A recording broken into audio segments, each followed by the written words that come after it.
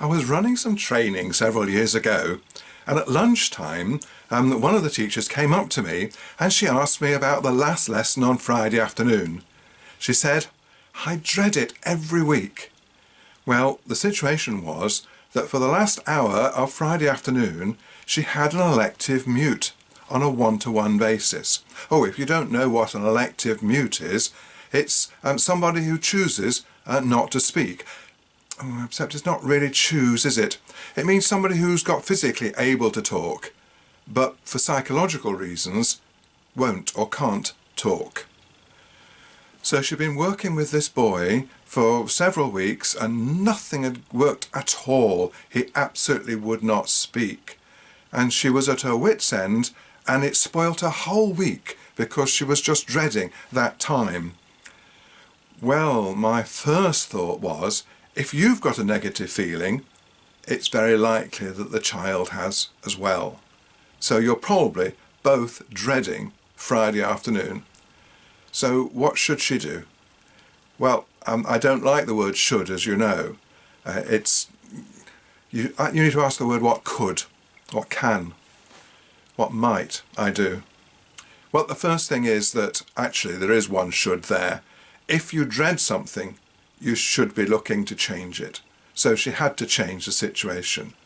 And my suggestion, off the top of my head, because can I note, I am not, absolutely not, an expert with elective mute children.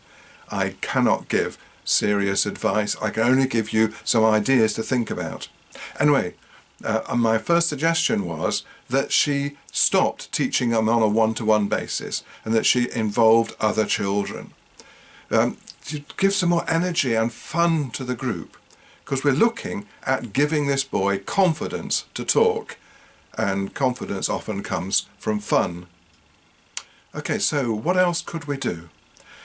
The next thought was activities that don't need speech. So I was thinking today about the game Snap, where you see if two cards match, and if you take it in turns to turn over a card, and if they match you say snap. And I thought, well, instead of saying snap, he could just bang the table. So something like that, anything, any game, any activity that you can do without talking but is still fun. Okay, that was one thought. So just what else could we do? So instead of talking, what other things could the children be doing? Well, how about singing? No, that's much too difficult because you've still got to make a word. Well, how about playing some music? Taking along some drums or recorders and just getting the child to make a noise. How about stories that have noises in them? And so that you can all join in, stamping or whispering or shushing like wind or whatever.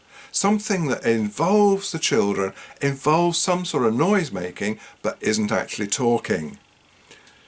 And then I wondered about teaching sign language, because then you could communicate with him, both of you could learn together, and it wouldn't be so frightening. And some other ideas.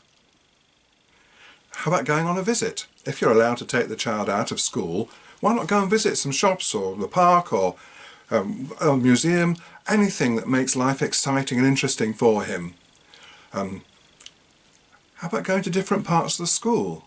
If you're in a primary school, how about visiting the nursery and joining in some of the work and play with the youngest children?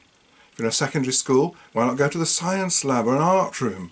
In fact, why not do some art with him? You can work side by side making pictures, and you could comment on what was happening without expecting him to respond at all. You could watch videos with him. In fact, actually, what you could do is make a list of the videos that you have watched with him so he has to choose them. You could have, if he can read, he could point at the words, or you could take some snapshots of bits of the video and he can point to the one he likes. Make them short videos so you can talk about them with him. And again, not necessarily expecting him to respond.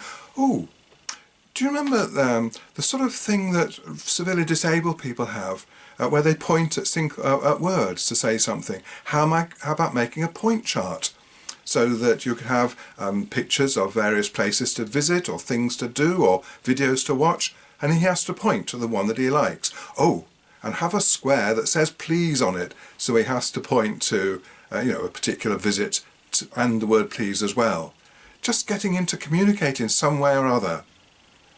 But the most important thing is that we have to make the lessons fun and relaxing, because most of the time children who are elective mutes are actually frightened to talk for some reason. Okay, which leads me on to what other things you should do. Well, ask advice is the first thing, and get other professionals involved. But we need to be looking at what is causing the elective mutism. Is it true in both of his languages? Can he talk in his first language but not in English? Does he talk at home? Has he had some traumatic experience? All of those very serious questions need to be asked. So that's just a few. That's a very pitiful video, if you ask me. I haven't got much to offer. I haven't got great experience in this area. I've got no professional expertise. But it's just to get you thinking along different lines. What can you do differently that might work? But most of all, make it fun.